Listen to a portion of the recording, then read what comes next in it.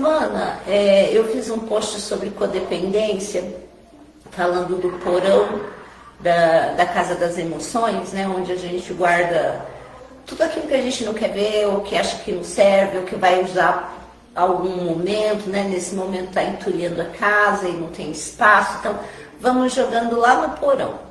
Com as nossas emoções acontece a mesma coisa. Então, desde muito pequenininho, tudo aquilo que a gente não consegue elaborar, a gente vai guardando no porão. Por quê? Para não enlouquecer. Porque as experiências traumáticas, quando nós somos criança, a gente não tem recurso para elaborar, né? Então, para não entrar em colapso, para não enlouquecer, a psique, ela tem um mecanismo de defesa que ela engole aquela informação traumática, vai para o inconsciente, para o tal do porão. E é justamente onde vão se construindo as sombras, aquela parte da gente que a gente não gosta muito, né? Assim como tem uma poltrona antiga em casa e você não quer jogar fora, você põe lá no porão. No inconsciente, a psique faz a mesma coisa. Então, quando você é pequeno, que você faz alguma coisa e o adulto diz assim, que coisa feia, menina, olha aí o que você está fazendo, que coisa mais feia. Eu não posso fazer isso é muito feio, os meus pais não vão gostar de mim, então eu jogo essa informação para o meu porão, né? Por não ter recursos para lidar com ela naquele momento.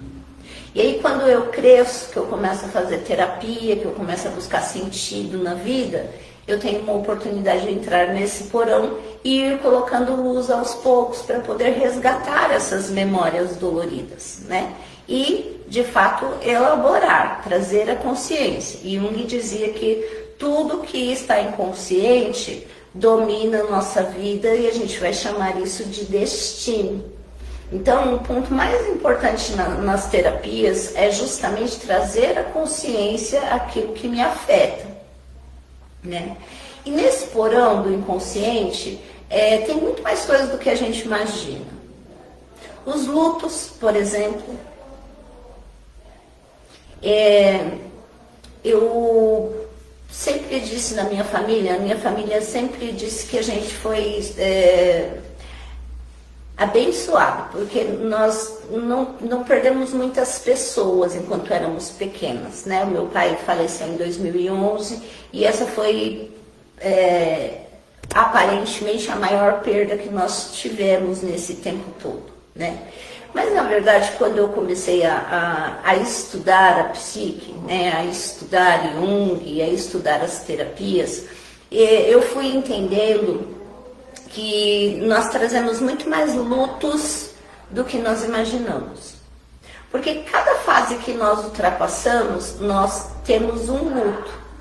Por exemplo, o bebê, enquanto ele é feto lá dentro da mãe, tá lá quentinho, alimentado, bonitinho, né? Ele tem uma condição.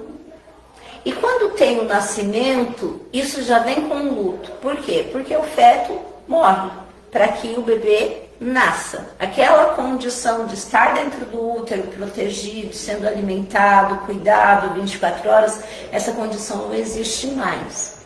Então, todo nascimento também implica em um luto.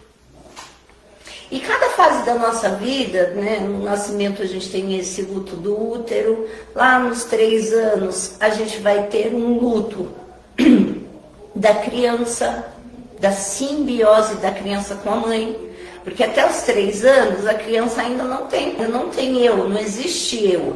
A mãe e a criança vivem em fusão, uma simbiose natural, né? Então a criança, ela é a mãe.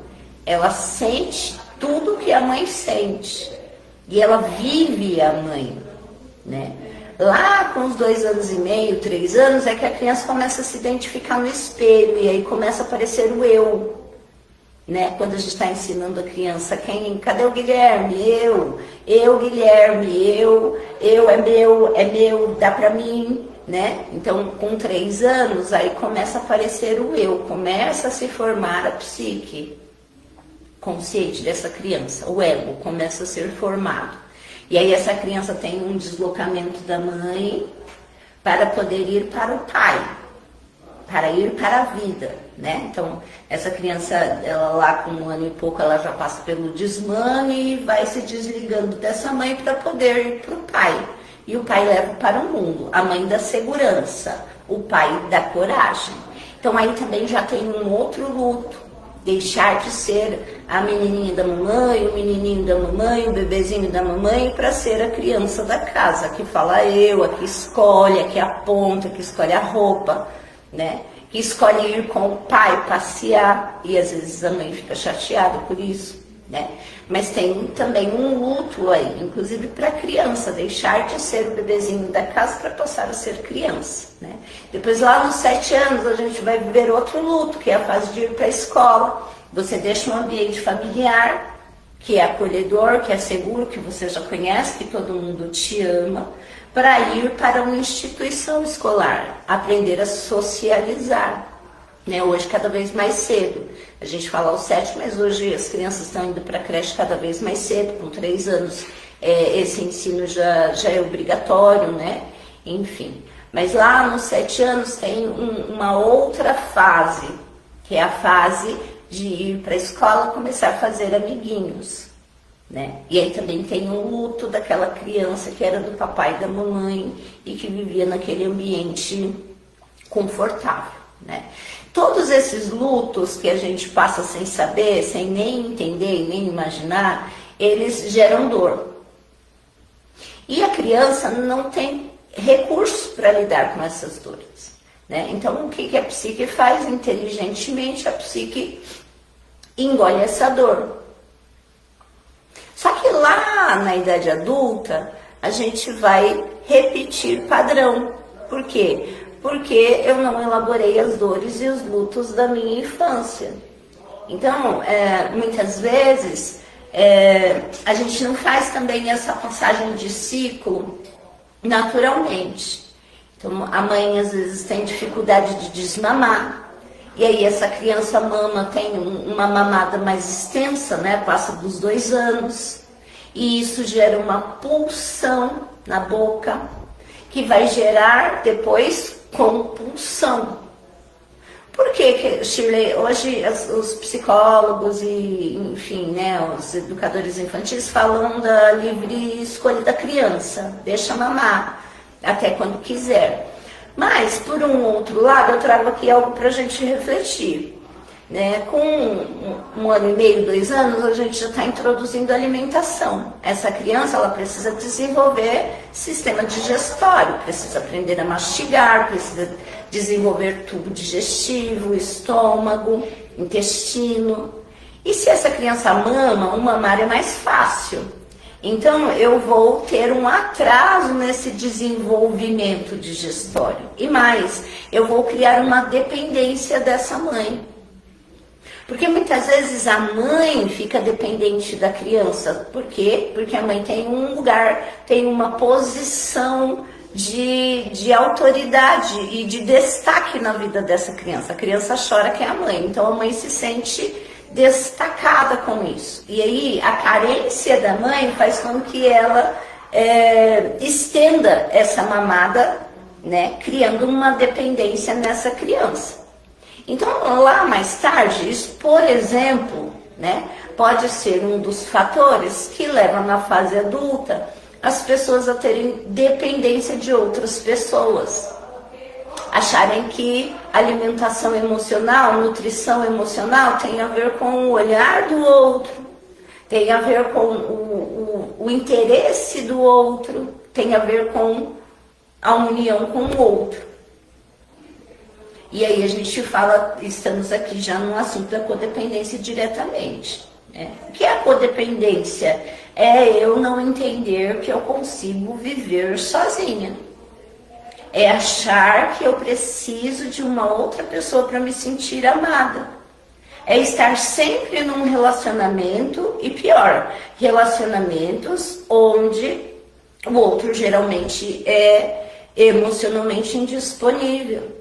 Por quê? Porque eu estou buscando essa primeira mamada, eu estou buscando o colo da minha mãe, eu estou buscando o cheiro da minha mãe nessa outra pessoa.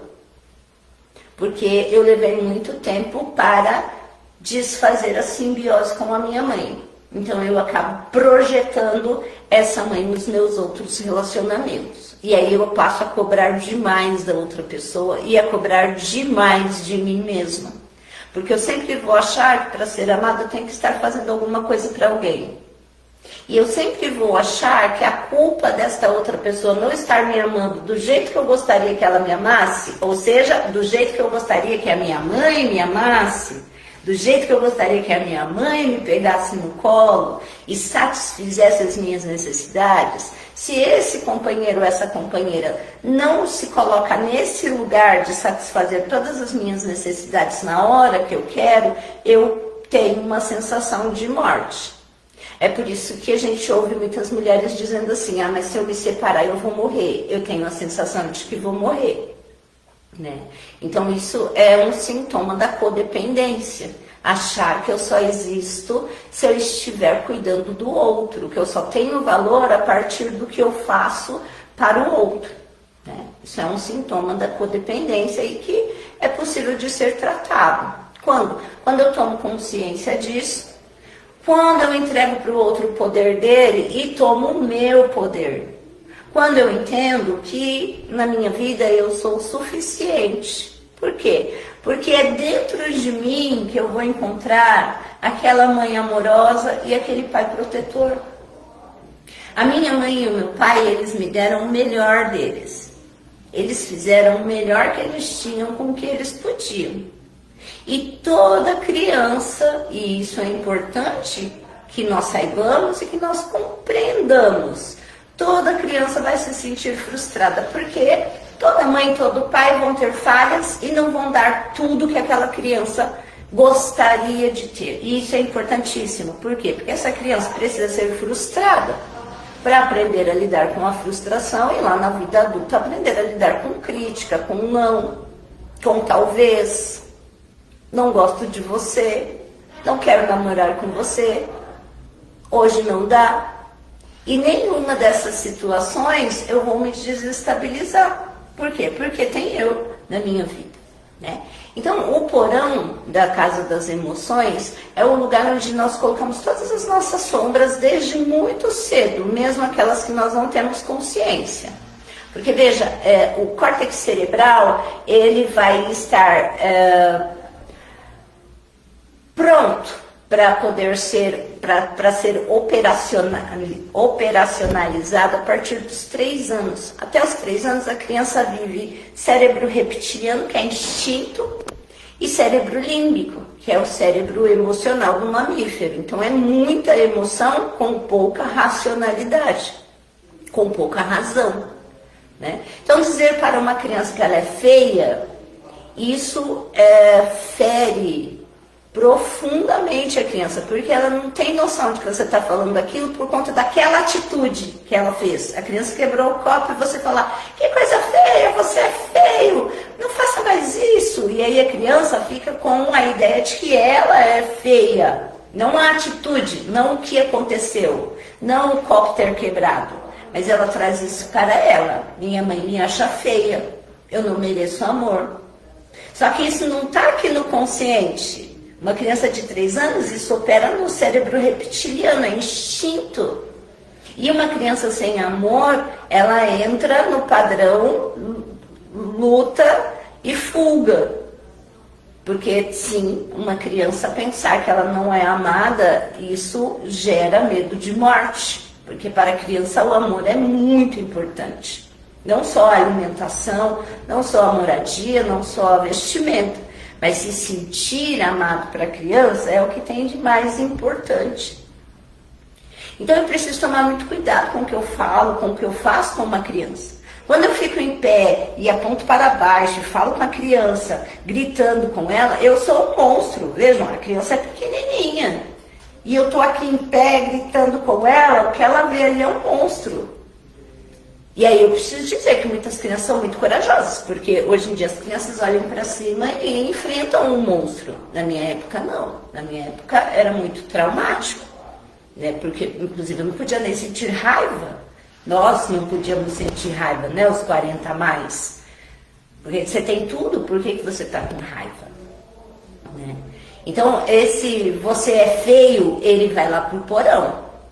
E aí, quando eu tô lá adulta, quando eu sou grande, eu cresço de tamanho, mas isso tudo está funcionando aqui dentro de mim, no inconsciente, sem eu ter consciência. E aí eu tomo um fora de alguém e isso dói demais. A sensação realmente é de morte. Mas por quê? Por causa desse João que eu acabei de conhecer, que eu acho que eu estou apaixonada? Não. É porque vai tocar na ferida do complexo lá de quando a minha mãe, que era alguém muito importante para mim, disse para mim que eu era feia. E essa informação fez um complexo do quê? Não sou boa o suficiente, então eu não mereço amor. E aí eu vou ficar tentando provar para essa pessoa que não, que eu sou boa, que eu mereço amor, que eu vou fazer essa pessoa muito feliz. E aí eu começo a dar tudo para essa pessoa, para quê? Tentando convencer ela de que eu sou boa e de que eu mereço amor. E na verdade eu não estou querendo convencer essa pessoa, o João, a Maria ou o José que eu acabei de conhecer. Eu estou lá numa dinâmica com a minha mãe interna, tentando provar para ela que eu ainda sou bonita. Fazendo plástica, gastando com maquiagem, regime, tomando remédio para ficar magra. Né? Isso tudo é o quê? São tentativas de fazer a minha mãe olhar para mim e me ver bonita. Hoje, na figura desse companheiro ou dessa companheira. Então, a codependência emocional, ela tem muito a ver com esse porão da casa das emoções. Com tudo aquilo que eu senti quando era criança, como emoção, mas que eu não tinha recurso para elaborar, para dar sentido. A criança não consegue falar, não, minha mãe falou isso porque eu quebrei o copo, mas não é porque eu sou feia.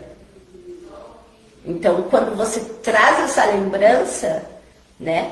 Quando eu tenho um complexo e aí eu trago uma lembrança lá das primeiras lembranças, os primeiros traumas, eu vou trazer para o consciente essa informação e aí o adulto, com o córtex cerebral funcionando, a razão, vai ressignificar essa informação.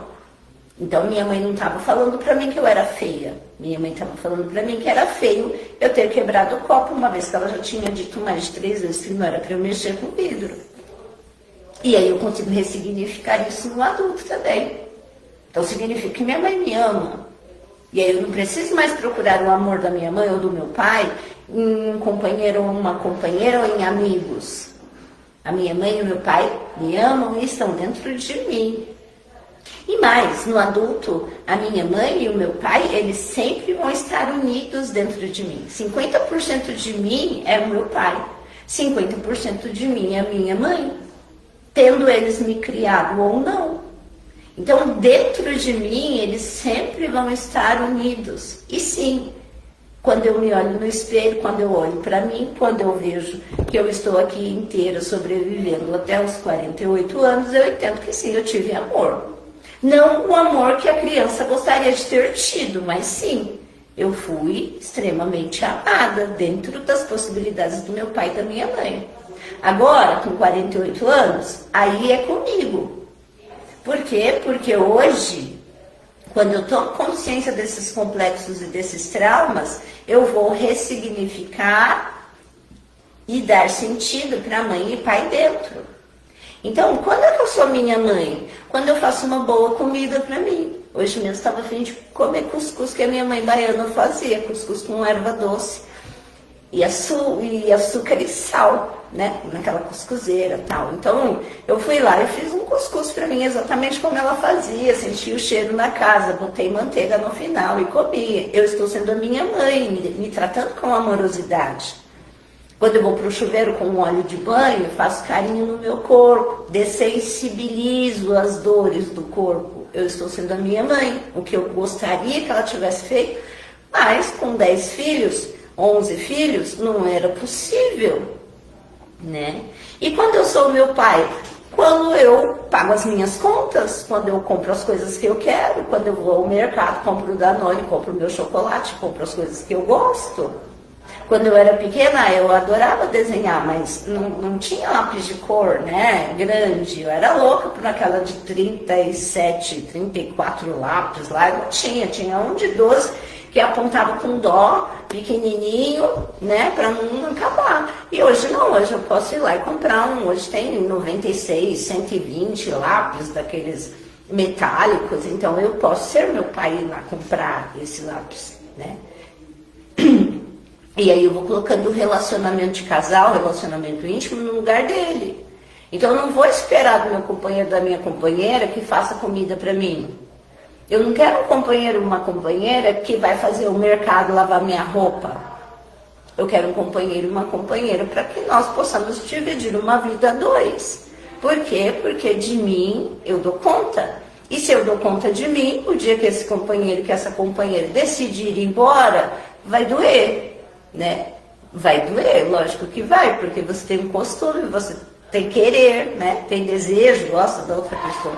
Mas não é uma dor da morte, como geralmente é quando a gente fala de codependência, porque aí a dor não é desse parceiro, dessa parceira que está indo embora.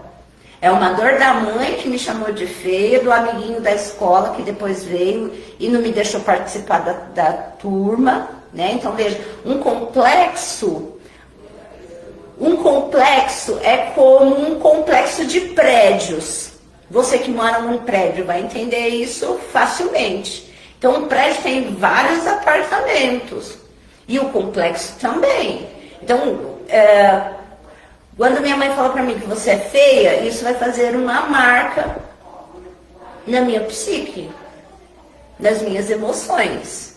Vai fazer uma arranhadura. Né? Ali tem uma dor, que eu não tenho consciência, mas em algum lugar do meu corpo essa dor fica contida, faz uma tensão. Quando eu vou para a escola e o meu amiguinho não me deixa participar da turma, ou diz para mim que eu sou feio, que eu sou estranho, aí vai fazer uma marca maior, vai ter um aglomerado de informações dizendo que eu não sou bom o suficiente.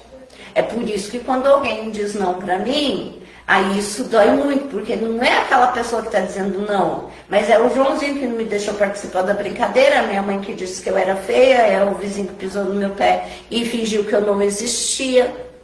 Então essas dores todas acumuladas sem elaboração me levam à sensação de que sim, eu vou morrer. Se eu desmanchar com essa pessoa, se eu terminar, se ela for embora, eu não vou suportar.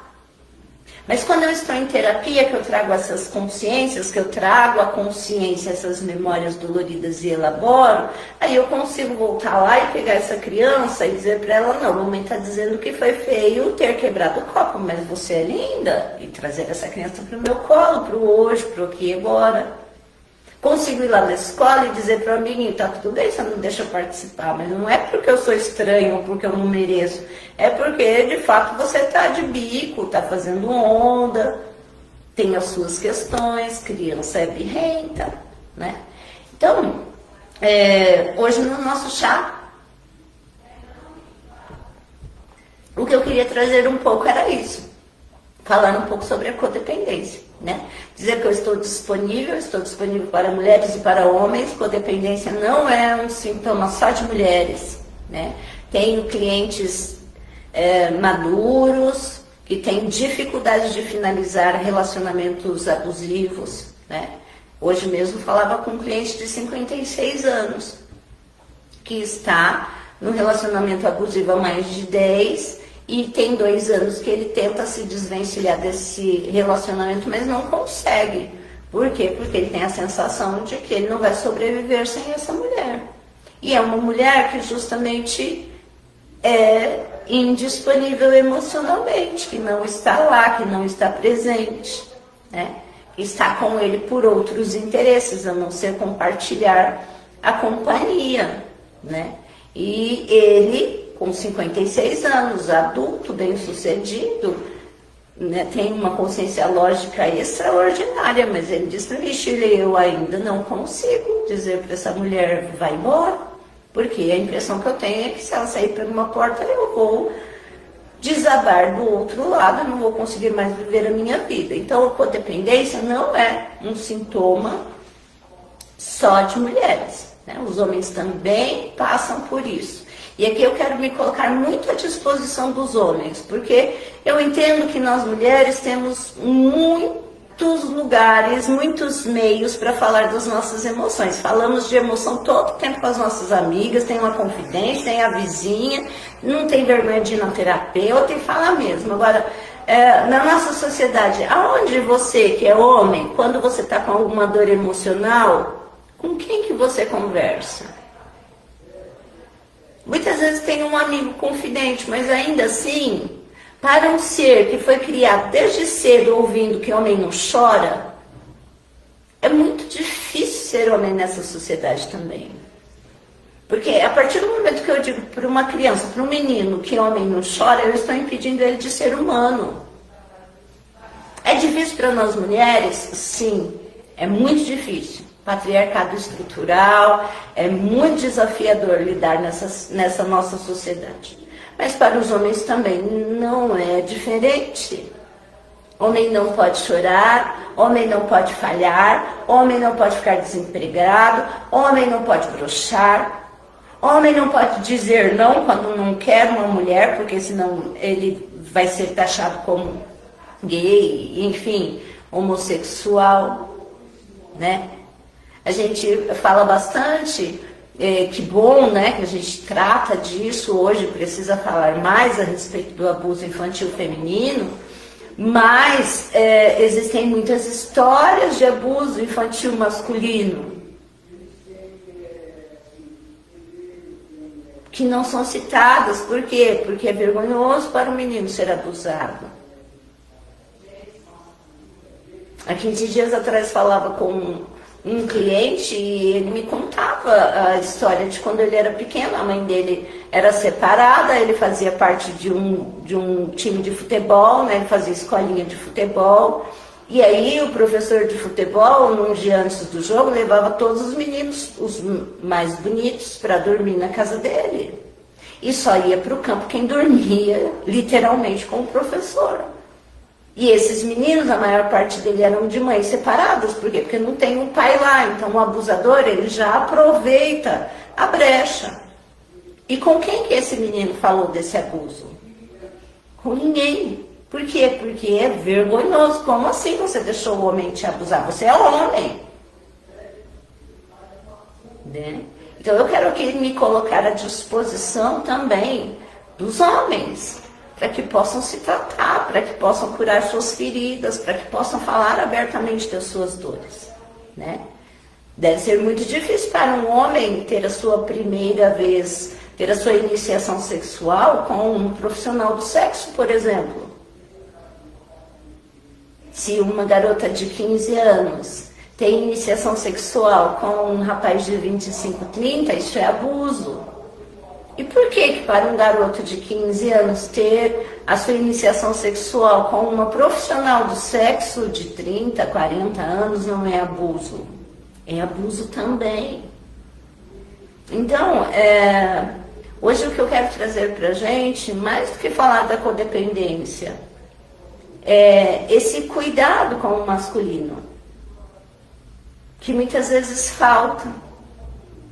Nós mulheres, nós reivindicamos direitos, e isso é importantíssimo, me posicionar, saber o meu lugar, saber quais são os meus direitos, denunciar, é importantíssimo, é imprescindível, mas nós também precisamos abrir espaços para que os homens possam falar das suas dores.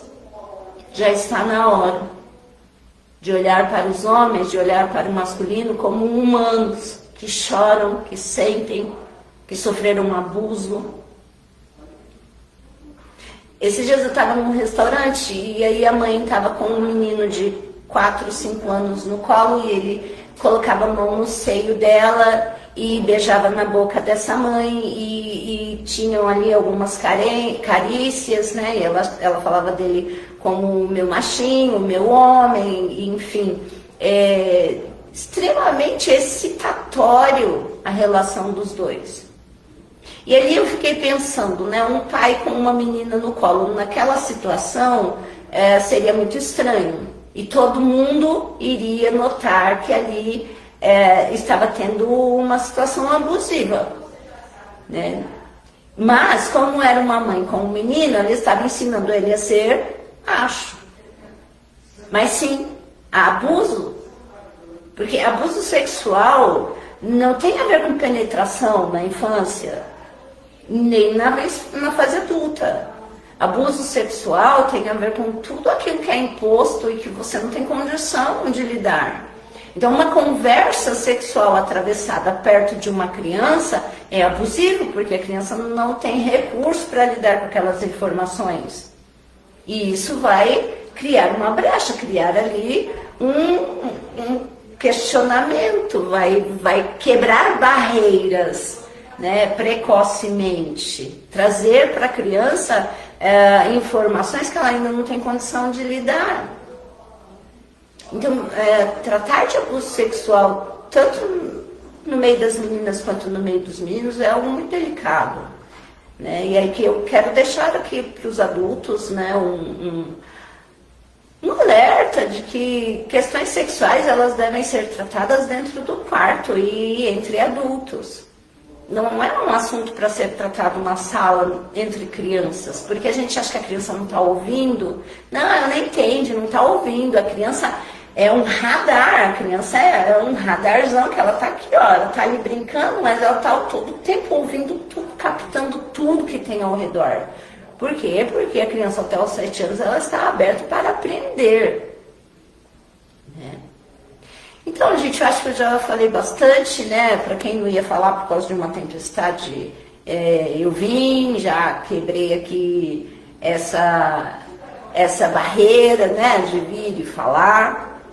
E voltamos mais, né? Com mais conversas, né? Com mais informações, né?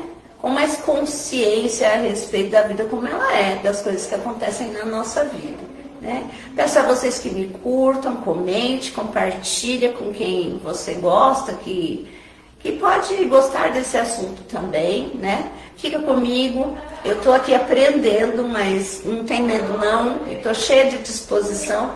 Pergunta, eu adoro responder pergunta. Tem alguma dúvida aí? Manda pergunta para mim, manda aqui no direct, manda no Messenger, manda no WhatsApp. E aí, nas próximas vezes que nós formos conversando, eu vou trazendo mais informações a partir do meu ponto de vista, né? Aqui não trago verdade absoluta, tudo que eu falo aqui é a partir do meu ponto de vista, a partir da minha bagagem, a partir do que eu estudei, a partir do que eu entendo, mas não são verdades absolutas, né? Eu não tenho verdade para ninguém, eu só tenho verdade para mim, mas eu posso te ajudar a encontrar as suas verdades, que são diferentes da verdade do vizinho, do seu irmão, do seu pai, da sua mãe, porque cada um de nós aqui é único. Tem uma coisa que só você veio fazer aqui. Ah, mas eu sou cabeleireiro, tem 1 zilhão de cabeleireiro no mundo. Não. O jeito de cortar cabelo que você corta é para uma determinada proporção da civilização, da sociedade. Um grupo de pessoas vão precisar do seu serviço. Porque se tem 1 milhão de cabeleireiros, tem 1 zilhão de pessoas. Se tem 1 milhão de terapeutas, tem não sei quantos bilhões de pessoas. E cada pessoa tem uma composição, tem uma bagagem, tem uma dor. E cada terapeuta vai estar ali preparado para atender um grupo de pessoas, né? Então, o que eu queria trazer hoje é isso, estou à disposição, estou aqui com muita boa vontade, com muita vontade de compartilhar conhecimento, né, de estar junto com as pessoas, e sempre que possível eu estarei aqui com vocês. Um beijo no coração de vocês, uma ótima semana pra gente, bom pro carnaval, para quem tá aí pulando carnaval. Eu curto mesmo o meu carnaval aqui em retiro, né, mais em silêncio, já tô numa certa idade, aí é um pouco mais devagar, né, depois de uma determinada idade a gente vai um pouquinho mais devagar. E tá tudo bem também, né, cada um na sua e todo mundo nesse movimento de crescimento, de evolução, de elaboração, né? Nesse movimento de ir para frente, porque atrás sempre vem gente, né? Então é isso, me curte, compartilha, me segue, pai, para mais conversas, para mais chás, né? Estou sempre à disposição. Beijo no coração e até bem logo.